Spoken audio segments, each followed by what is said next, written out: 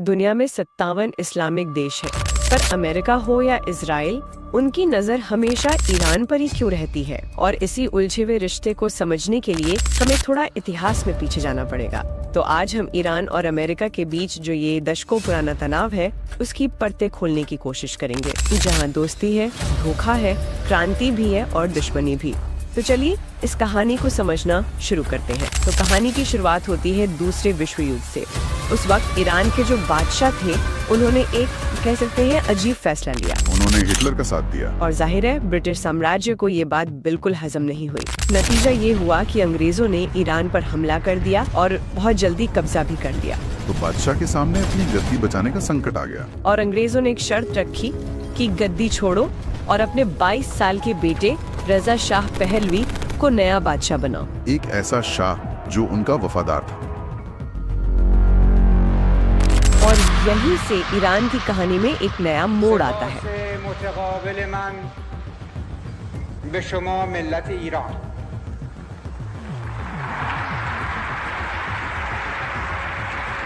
और ये समझना बहुत जरूरी है कि ये जो नया शाह था, उसकी सोच कैसी थी? पश्चिमी सोच। पूरी तरह से वो पश्चिम से, मतलब यूरोप और अमेरिका से इतना ज्यादा प्रभावित था कि वो ईरान को भी बिल्कुल वैसा ही बनाना चाहता था। एक लिबरल मॉडर्न देश। मतलब लोग अपनी पुरानी परंपराएं, अपना पहनावा सब भूल जाए और एक तरह से यूरोपियन बन जाए। वो चाहता था कि ईरान की पहचान उसकी इस्लामी जड़ों से ना हो, बल्कि एक नई पश्चिमी जीवन शैली से हो। उसने जो कदम उठाए वो तो आज के हिसाब से भी काफी कट्टर लगते हैं, जैसे हिजाब पर पाबंदी। पूरी तरह से पाबंदी, यहाँ तक कि पुलिस को सड़क पर महिलाओं के हिजाब जबरदस्ती उतारने के आदेश थे। सिर्फ हिजाब ही नहीं, उसने सैकड़ों मदरसों और मस्जिदों पर ताले लगवा दिए। और जो इस्लामिक विद्वान थे, जो विरोध कर रहे थे, उन्हें जेल में डाल दिया गया। और दूसरी तरफ शराब और पार्टियों की संस्कृति को इतना बढ़ावा दिया कि एक वक्त आया जब ईरान दुनिया को शराब एक्सपोर्ट करने लगा था। एक इस्लामिक देश शराब एक्सपोर्ट कर रहा था। शाह ने सऊदी अरब के किंग फैसल को भी सलाह दी थी कि आपको भी अपने देश को थोड़ा लिबरल बनाना चाहिए।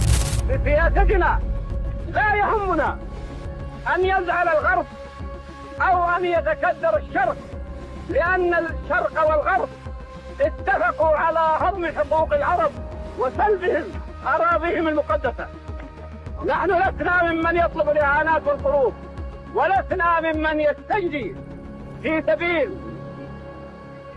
بعض المسائل المادية الزائفة، ولكننا ندافع عن مبدأ ندين به بعد الله وبعد عقيدتنا الإسلامية، بأن العرب يجب أن ندافع عن حقوقهم। और किंग फैसल ने साफ मना कर दिया। और यहीं पर इतिहास का मजा देखिए। आज वही सऊदी अरब ईरान को लिबरल बनने की सलाह देता है। शाह जिसे प्रगति कह रहा था, उसे ईरान का एक बड़ा तबका अपनी पहचान पर, अपने धर्म पर हमला मान रहा था। और इसी विरोध की आग से एक नया चेहरा निकला। एक ऐसा चेहरा जिसने ईरान का भविष्य हमेशा के लिए बदल दिया, आयतुल्लाह खुमैनी। ما همه سرباز خدا هستیم انشاءالله. نه تو سرباز منی نه من سرباز تو. वो उस वक्त के सबसे प्रभावशाली और कह सकते हैं मुखर इस्लामिक विद्वानों में से एक थे। उन्होंने और उनके मानने वालों ने मस्जिदों और मदरसों को शाह के खिलाफ एक मंच बना लिया। उनके भाषणों में शाह की नीतियों की तीखी आलोचना होती थी। शाह डर गया। उसने पहले तो खुमैनी को गिरफ्तार किया, पर जब बात और बिगड़ी तो उन्हें देश से ही निकाल दिया। वो पड़ोसी देश इराक चले गए, लेकिन वहाँ भी उन पर सद्दाम हुसैन की कड़ी नजर थी। सद्दाम हुसैन ने शाह को पेशकश की थी कि अगर आप कहें तो मैं खुमैनी को खत्म करवा दूं। सद्दाम को डर था कि खुमैनी की बातें सुनकर कहीं इराक के शिया मुसलमान भी उसके खिलाफ ना हो जाएं। लेकिन शाह ने मना कर दिया। बड़े गुरूर में ये कहकर मना कर दिया कि ये बुढ़ा मेरा क्या बिगाड़ लेगा। और यही उसकी सबसे बड़ी भूल साबित हुई। उन्होंने एक बहुत ही अनोखा तरीका निकाला। वो इराक में बैठकर अपने भाषणों को ऑडियो कैसेट्स में रिकॉर्ड करते थे। फिर उन कैसेट्स की हजारों कॉपीज बनाकर उन्हें चुपके से स्मगलिंग के जरिए ईरान पहुंचाया जाता था। ईरान के हर शहर, हर गांव की मस्जिदों में लोग इकट्ठा होकर उन कैसेट्स को सुनते थे। ये एक तरह से उस जमाने का सोशल मीडिया था। तो शाह अपनी एक अलग ही दुनिया में था और उसे पता ही नहीं था कि जमीन कितनी खिसक चुकी है। ये बात सबसे साफ तौर पर दिखी उसकी उस एक गलती में, जिसने सब कुछ बदल दिया। उसने दुनिया की सबसे महंगी पार्टी देने का ऐलान किया। प्राचीन पर्शियन साम्राज्य के 2500वीं सालगिरह पर, जिसके लिए रेगिस्तान के बीच में एक पूरा नया शहर बसाया गया था। 600 लिमोजीन गाड़ियां, सोने की प्लेटें। आप सोचिए, ये सिर्फ एक पार्टी नहीं थी, ये शाह और ईरानी आवाम के बीच की खाई का एक प्रतीक बन गई। एक तरफ ये भद्दा दिखावा और दूसरी तरफ देश की जनता जो खाने के लिए तरस रही थी। इस एक घटना ने लोगों के गुस्से को भड़का दिया। उन्होंने इसका पूरा इस्तेमाल किया। अपने कैसेट्स में उन्होंने शाह को आज के दौर का यजीद घोषित कर दिया और ये तुलना लोगों के दिलों में उतर गई। अब शाह सिर्फ एक बुरा राजा नहीं बल्कि इस्लाम का दुश्मन बन गया था। सड़कों पर लाखों लोग उतर आए। शाह को समझ आ गया कि अब कुछ नहीं हो सकता। अमेरिका, फ्रांस सबसे मदद की भीख मांगी, लेकिन सबने हाथ खड़े कर दिए। उन्हें पता था कि शाह की कहानी अब खत्म हो चुकी है। और फिर एक दिन शाह चुपचाप देश छोड़कर भाग गया, हमेशा के लिए। और शाह के भागते ही 14 साल बाद खुमैनी की वापसी हुई। वो मंजर कैसा रहा होगा? ऐतिहासिक।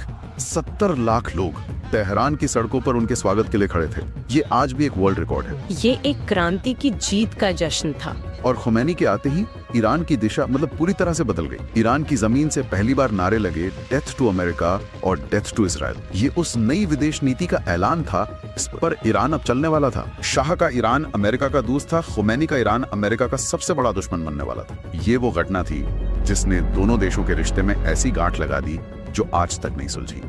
खुमैनी के कट्टर समर्थकों ने तेहरान में अमेरिकी एम्बेसी पर धावा बोल दिया और 50 से ज्यादा अमेरिकियों को बंधक बना लिया। सिर्फ एक मांग, अमेरिका शाह को वापस ईरान को सौंप दे ताकि उस पर मुकदमा चले। लेकिन अमेरिका ने ऐसा नहीं किया। और यहीं से सीधी दुश्मनी का एक ऐसा दौर शुरू हुआ जो आज तक जारी है। कुछ समय बाद शाह की कैंसर से मौत हो गई, लेकिन तब तक बहुत देर हो चुकी थी। सऊदी अरब, कुवैत, जॉर्डन, इन सब देशों में बादशाहत थी। उन्हें डर था कि क्रांति की आग उनके देशों तक भी पहुंच सकती है। खुमैनी अपने भाषणों में दूसरे मुस्लिम देशों की जनता से भी कहते थे कि वो अपने जालिम बादशाहों के खिलाफ उठ खड़े हों, और इसी डर का नतीजा था ईरान इराकी युद्ध। अमेरिका और सऊदी अरब ने मिलकर इराक के सद्दाम हुसैन को ईरान पर हमला करने के लिए उकसाया। उन्हें लगा कि एक लंबी जंग से ईरान कमजोर हो जाएगा और खुमैनी की सरकार गिर जाएगी। और इसके बाद 8 साल तक एक भयानक जंग चली, लाखों लोग मारे गए। लेकिन 8 साल की जंग के बाद भी वो खुमैनी को हटा नहीं पाए। सद्दाम के पीछे अमेरिका, यूरोप, सोवियत संघ, सारे अरब देश थे, लेकिन फिर भी वो ईरान को हरा नहीं सका। तो ये जंग बिना किसी नतीजे के खत्म हुई। जंग के बाद उनके एक छात्र आयतुल्लाह अली खामेनी ईरान के नए सुप्रीम लीडर बने, जो आज भी हैं। उन्हें ये समझ आ गया कि भविष्य में अगर अमेरिका या इजराइल जैसे दुश्मनों से देश को बचाना है तो सिर्फ पारंपरिक सेना से काम नहीं चलेगा। उन्हें लगा कि अपनी सुरक्षा की गारंटी के लिए देश के पास भी परमाणु बम का एक विकल्प होना जरूरी है। यहीं पर कहानी में पाकिस्तान की एंट्री होती है। पाकिस्तान के परमाणु कार्यक्रम के जनक अब्दुल कदीर खान ने उन्होंने गुप्त रूप से ईरान को सेंट्रीफ्यूज तकनीक बेची। ये बम बनाने के लिए सबसे जरूरी तकनीक है। इसे आप एक बहुत ही हाईटेक वॉशिंग मशीन समझिए। अच्छा। जैसे वॉशिंग मशीन कपड़ों से पानी निचोड़ती है, वैसे ही सेंट्रीफ्यूज यूरेनियम को बहुत तेजी से घुमाकर उसके जरूरी हिस्से को अलग करता है। अगर आप यूरेनियम को थोड़ा 5% तक शुद्ध करते हैं तो उससे बिजली बनती है, लेकिन अगर आप उसे 90% तक शुद्ध कर लेते हैं तो वो एटम बम बनाने के लायक हो जाता है। 2002 में अमेरिका को इसकी भनक लग गई।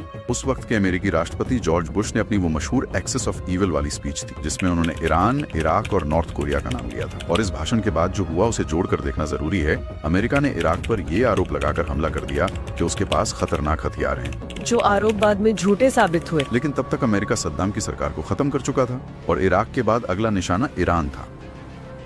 अमेरिका ने ईरान को चारों तरफ से घेर भी लिया था। अफगानिस्तान में फौज, इराक में फौज। ईरान के सुप्रीम लीडर आयतुल्लाह खामेनी ने एक बहुत ही चतुर कूटनीतिक चाल चली। उन्होंने एक फतवा जारी किया। इस्लाम में एटम बम बनाना और उसका इस्तेमाल करना हराम है, मतलब पूरी तरह से प्रतिबंधित। तर्क बहुत सीधा था कि इस्लाम तो जंग में भी बच्चों, औरतों, बूढ़ों को मारने की इजाजत नहीं देता, जबकि एटम बम तो सब कुछ तबाह कर देता है। और साथ ही उन्होंने दुनिया की परमाणु एजेंसियों को ईरान आकर जांच करने का खुला न्योता दे दिया। जब संयुक्त राष्ट्र की टीम ने जांच की तो पता चल गया, पाकिस्तान पर भारी दबाव पड़ा और अब्दुल कदीर खान को टीवी पर आकर माफी मांगनी पड़ी।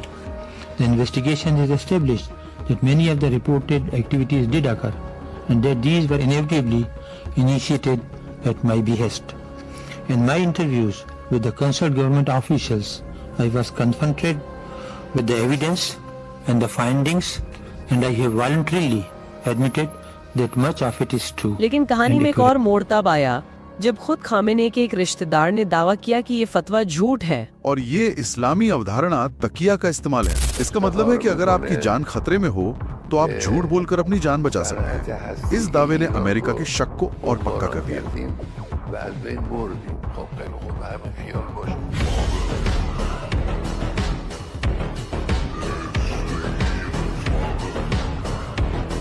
तो अमेरिका ने हमला तो नहीं किया, पर उसने ईरान पर कड़े आर्थिक प्रतिबंध लगा दिए। ऐसे प्रतिबंध जो शायद ही किसी देश ने झेले हों। ईरान की अर्थव्यवस्था पूरी तरह से ढह गई, महंगाई आसमान छूने लगी। और इन्हीं प्रतिबंधों ने ईरान को बातचीत की मेज पर आने के लिए मजबूर किया, जिससे ओबामा के दौर की न्यूक्लियर डील हुई। JCPOA एक बहुत बारीक डील थी। ईरान अपने परमाणु कार्यक्रम को सीमित करेगा, बदले में अमेरिका और यूरोप प्रतिबंध हटाएंगे। A comprehensive long-term deal with Iran that will prevent it from obtaining a nuclear weapon. This deal demonstrates that American diplomacy can bring about real and meaningful change. Change that makes our country and the world safer and more secure. लेकिन फिर America में सत्ता बदली, Donald Trump आए और उन्होंने deal को एक तरफा तोड़ दिया। ट्रंप ने इसे सबसे खराब डील कहा और ईरान पर पहले से भी ज्यादा कड़े प्रतिबंध लगा दिए। मैक्सिमम प्रेशर की नीति। The Iran deal was one of the worst and most one-sided transactions the United States has ever entered into. Frankly, that deal is an embarrassment to the United States, and I don't think you've heard the last of it, believe me. Iran ने भी अपना nuclear programme पूरी रफ्तार से दोबारा शुरू कर दिया और तनाव इतना बढ़ा कि ट्रंप ने ड्रोन हमले में ईरान के सबसे ताकतवर जनरल कासिम सुलेमानी की हत्या करवा दी।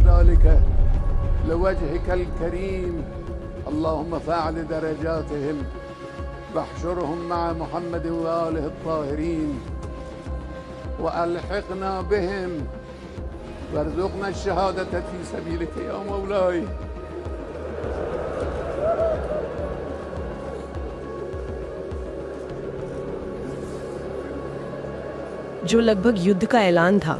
इसके बाद ईरान में कट्टरपंथी और मजबूत हुए और इब्राहिम रईसी राष्ट्रपति बने। लेकिन फिर उनकी भी एक हेलीकॉप्टर दुर्घटना में मौत हो गई। उनकी मौत के बाद जो नए नेता आए, उन्होंने थोड़ा नरम रुख दिखाया। उन्होंने फिर से अमेरिका से बातचीत की इच्छा जताई। और यहीं पर इस कहानी का सबसे अहम खिलाड़ी इजराइल सामने आता है। इजराइल इस बातचीत से बिल्कुल खुश नहीं था। वो नहीं चाहता कि अमेरिका और ईरान में कोई समझौता हो। इसलिए जैसे ही बातचीत की खबरें आईं, इजराइल ने वही पुराना अलार्म बजाना शुरू कर दिया कि ईरान बस 1 महीने में एटम बम बनाने वाला है। ये दावा तो वो पिछले 20-25 सालों से कर रहे हैं। Benjamin Netanyahu has been saying this for more than 30 years, claiming Iran is close to having nuclear weapons,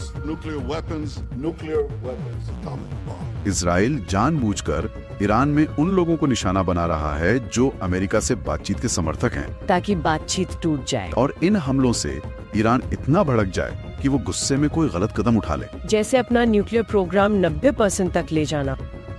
America और इजराइल को उस पर हमला करने का वो बहाना मिल जाएगा जिसका वो सालों से इंतजार कर रहे हैं। और उनका अंतिम लक्ष्य ईरान पर हमला करके खुमैनी द्वारा स्थापित की गई इस सरकार को गिराना है। किसी देश के हर कदम को, चाहे वो बातचीत का हो या विरोध का, उसके विरोधी एक खास चश्मे से ही देखते और परिभाषित करते हैं, तो क्या उस देश के लिए इस संघर्ष के चक्र को तोड़ पाना कभी मुमकिन है? जब कूटनीति की बुनियाद ही गहरे अविश्वास पर टिकी हो, तो क्या तनाव कम करने की कोई सच्ची गुंजाइश बचती है?